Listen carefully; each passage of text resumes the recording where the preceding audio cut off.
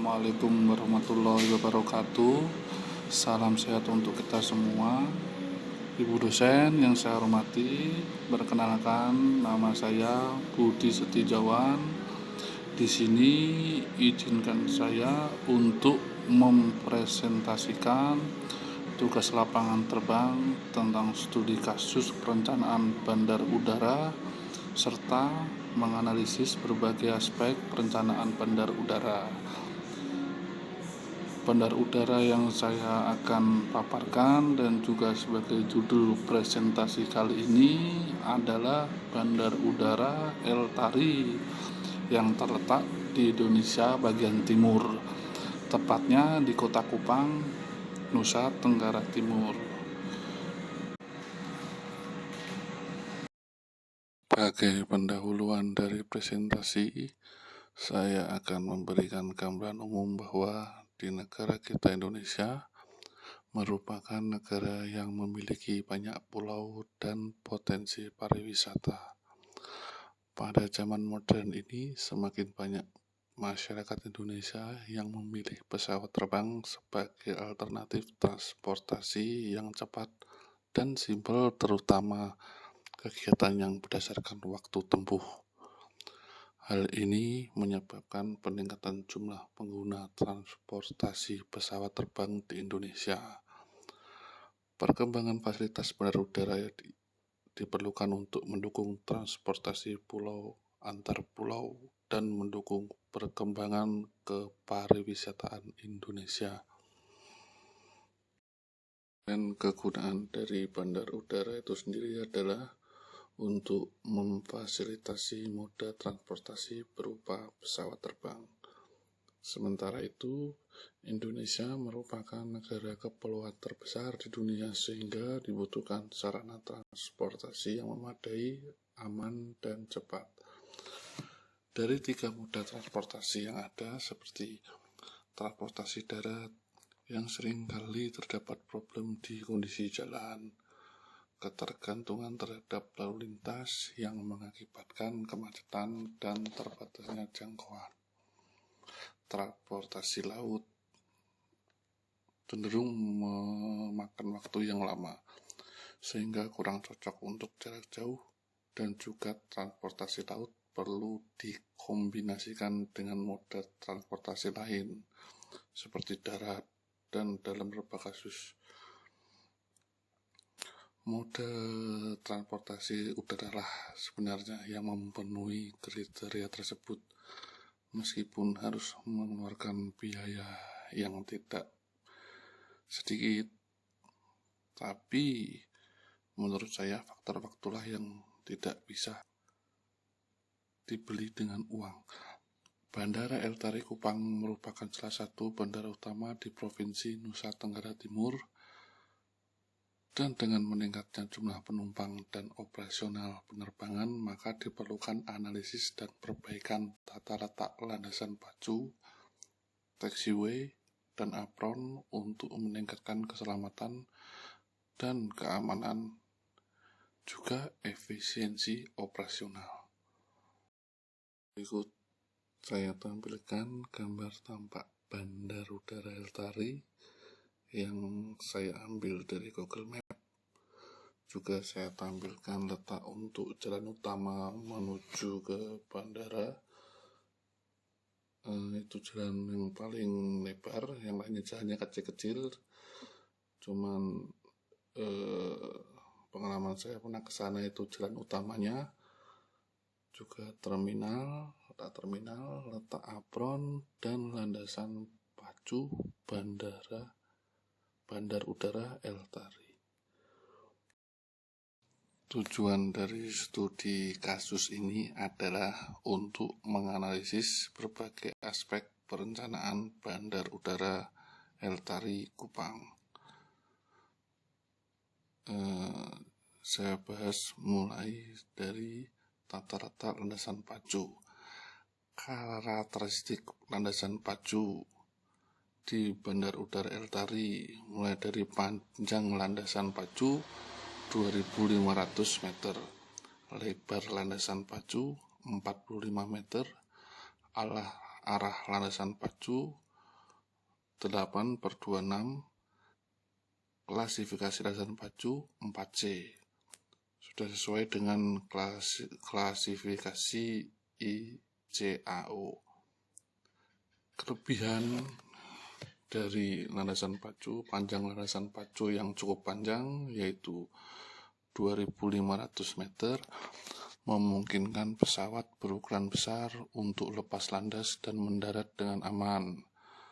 Sedangkan lebar landasan pacu yang cukup lebar, 45 meter, memungkinkan pesawat untuk beroperasi dengan aman dan nyaman. Menurut saya, kekurangan karena kondisi cuaca di Kupang yang sering berubah-ubah dapat mempengaruhi operasional landasan pacu. Kurangnya fasilitas pencahayaan juga yang memadai di landasan pacu dapat mempengaruhi operasional pesawat di malam hari. Saran dari saya untuk perbaikan meningkatkan kualitas pencahayaan di landasan pacu untuk memungkinkan operasional pesawat di malam hari. Juga meningkatkan kemampuan pengelolaan cuaca untuk meminimalkan dampak cuaca buruk terhadap operasional landasan pacu. Melakukan pemeliharaan rutin untuk memastikan kondisi landasan pacu yang baik dan lebih aman. Tata letak taxiway di Bandar Udara El Tari terdapat 2 taxiway, yaitu taxiway A memiliki panjang 1.200 meter atau 1,2 km dan lebar 23 meter. Taxiway B memiliki panjang 1.000 meter atau 1 km dan lebar 20 meter. Menurut saya, tata letak taxiway masih memerlukan perbaikan untuk meningkatkan efisiensi operasional. Alasan untuk perbaikan taxiway dari panjang taxiway yang tidak memadai, panjang taxiway A dan B hanya 1.200 meter dan 1.000 meter. Masing-masing dapat menyebabkan pesawat harus berputar-putar untuk mencapai landasan pacu atau apron, sehingga menurut saya membuang-buang waktu dan bahan bakar. Untuk lebar taxiway yang tidak memadai, taxiway A dan taxiway B yang hanya 23 meter dan 20 meter, masing-masing dapat menyebabkan pesawat berukuran besar kesulitan untuk bergerak di taxiway. Kurangnya taxiway paralel. Tidak adanya taxiway paralel dapat menyebabkan pesawat harus berputar-putar untuk mencapai landasan pacu atau apron, sehingga menyebabkan membuang waktu dan bahan bakar. Untuk karakteristik taxiway paralel, seperti gambar taxiway di samping ini, paralel dengan landasan pacu, taxiway paralel dibangun sejajar dengan landasan pacu, sehingga memungkinkan pesawat untuk bergerak dengan aman dan efisien. Lebar dan panjang yang memadai. Taxiway paralel memiliki lebar dan panjang yang memadai untuk memungkinkan pesawat berukuran besar bergerak dengan aman. Taxiway paralel harus dilengkapi juga dengan fasilitas penunjang seperti lampu penerangan dan tanda-tanda navigasi, juga dilengkapi sistem komunikasi yang memadai. Kenapa dengan taxiway paralel? Karena manfaat dari taxiway paralel sendiri adalah memungkinkan pesawat untuk bergerak dengan lebih cepat dan efisien, sehingga dapat meningkatkan kapasitas bandara. Taxiway paralel juga dapat mengurangi risiko kecelakaan pesawat, karena pesawat tidak perlu berputar-putar atau memotong landasan pacu. Taxiway paralel dapat mengurangi waktu tunggu pesawat, karena pesawat dapat bergerak dengan lebih cepat dan efisien. Untuk tata-tata apron. Apron adalah area di bandara yang digunakan untuk parkir, untuk perawatan, dan persiapan pesawat sebelum dan setelah penerbangan. Apron biasanya terletak di dekat terminal penumpang dan digunakan oleh maskapai penerbangan untuk melakukan kegiatan. Berikut fungsi apron. Untuk apron di Bandara ElTari memiliki luas 13.000 meter persegi dan dapat menampung 4 pesawat berukuran besar. Tata letak apron di bandar udara tersebut sudah memenuhi standar ICAO. Apa itu standar ICAO?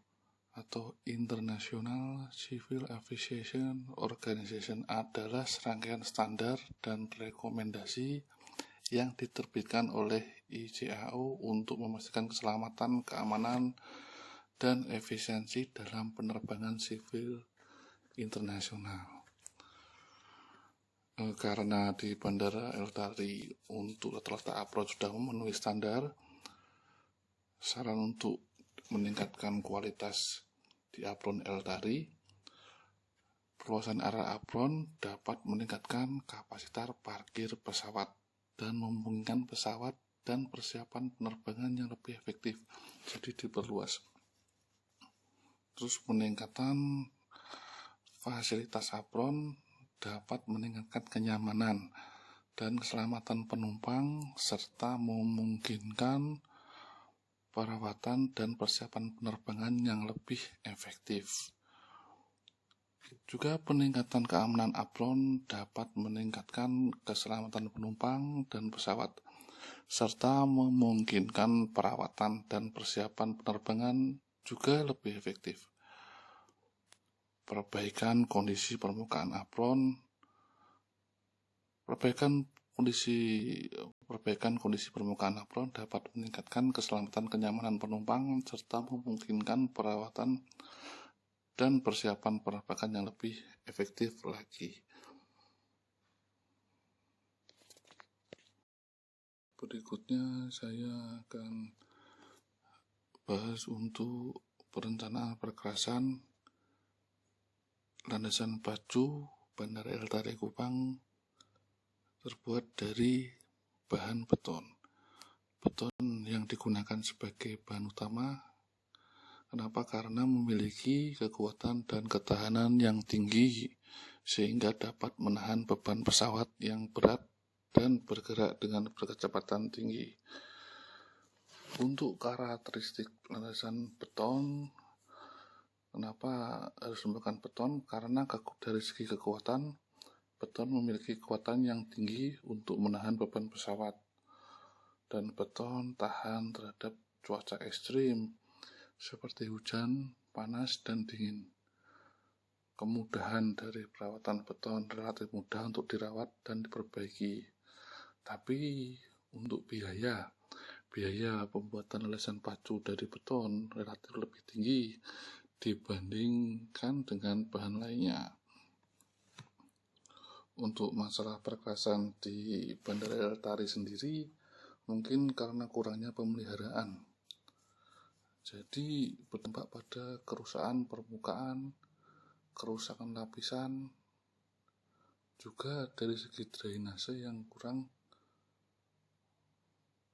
bagus di bandara tersebut, sehingga air hujan sering terjadi genangan di area-area bandara.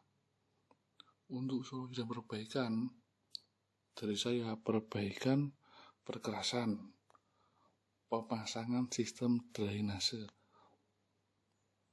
Karena memasang sistem drainase yang baik dan memadai dapat mencegah genangan air. Juga yang paling penting adalah pemeliharaan secara rutin untuk mencegah kerusakan, perkerasan, dan dapat terpantau ketika ada sedikit yang rusak, segera dapat diperbaiki langsung supaya tidak menjadi kerusakan yang semakin melebar. dari segi perkerasan atau di landasan pacu harus didukung dengan sistem drainase yang baik. Menurut saya sistem drainase di Bandara Eltari Kupang saat ini masih memiliki beberapa permasalahan, antara lain kapasitas drainase yang tidak memadai. Sistem drainase yang ada saat ini tidak dapat menampung volume air hujan yang besar, sehingga menyebabkan banjir dan genangan air. Kualitas drainase yang tidak baik. Sistem drainase yang ada saat ini tidak memiliki kualitas yang baik sehingga menyebabkan kerusakan pada infrastruktur bandara. Kurangnya perawatan. Sistem drainase yang ada saat ini tidak memiliki perawatan yang memadai sehingga menyebabkan kerusakan atau penyumbatan dan kebocoran.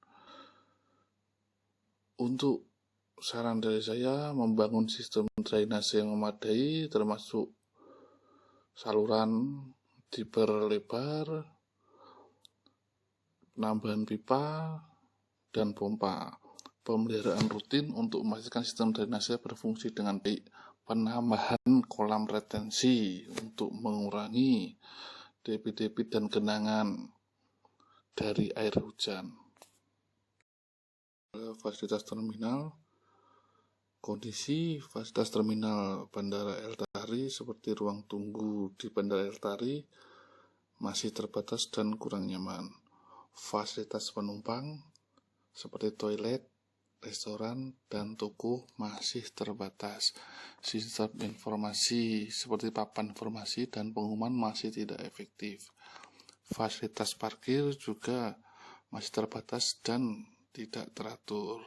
Saran dari saya untuk meningkatkan dan penambahan, membangun ruang tunggu yang lebih luas, membangun fasilitas penumpang seperti toilet, restoran, dan toko, mengupgrade sistem informasi, membangun fasilitas parkir yang lebih luas, karena membangun fasilitas parkir yang lebih luas dapat menampung kendaraan dan penumpang lebih tertib dan baik. Untuk peningkatan tersebut dapat meningkatkan kenyamanan penumpang, meningkatkan efisiensi, meningkatkan keamanan, dan juga meningkatkan pendapatan. Dampak lingkungan, kondisi atau dampak lingkungan terminal Bandara Eltari, yaitu polusi udara. Yang pertama, konsentrasi polusi udara di Bandara Eltari masih melebihi batas yang ditetapkan oleh pemerintah. Polusi udara, penggunaan lahan yang luas, lahan yang digunakan untuk Bandara Eltari masih belum efektif sehingga dapat mengurangi luas lahan yang tersedia untuk kegiatan lainnya.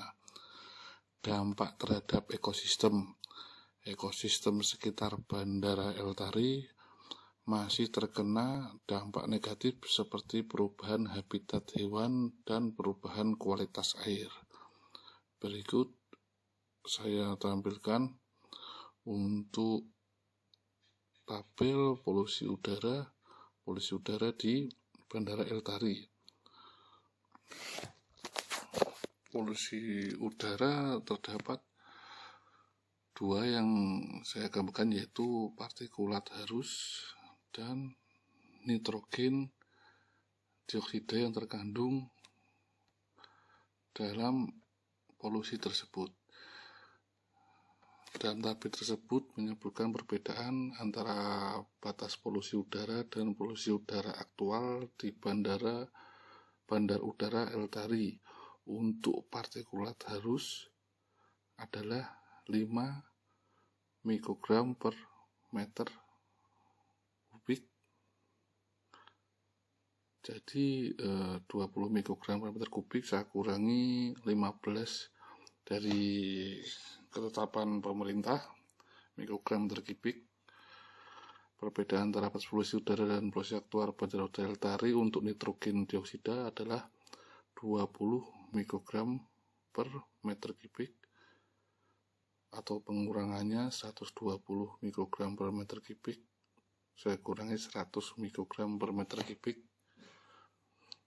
Jadi kesimpulannya dengan demikian polusi udara di Bandara Udara El Tari melebihi batas pemerintah yang dianjurkan sebesar 5 mikrogram per meter kubik untuk partikulat halus dan 20 mikrogram per meter kubik untuk nitrogen karbon dioksida.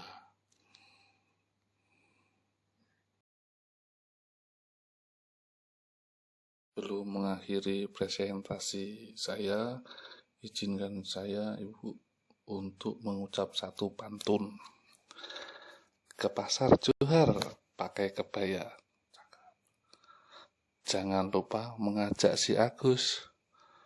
Demikian presentasi dari saya. Semoga bermanfaat dan dapat nilai bagus. Terima kasih Ibu, teman-teman. Wassalamualaikum warahmatullahi wabarakatuh.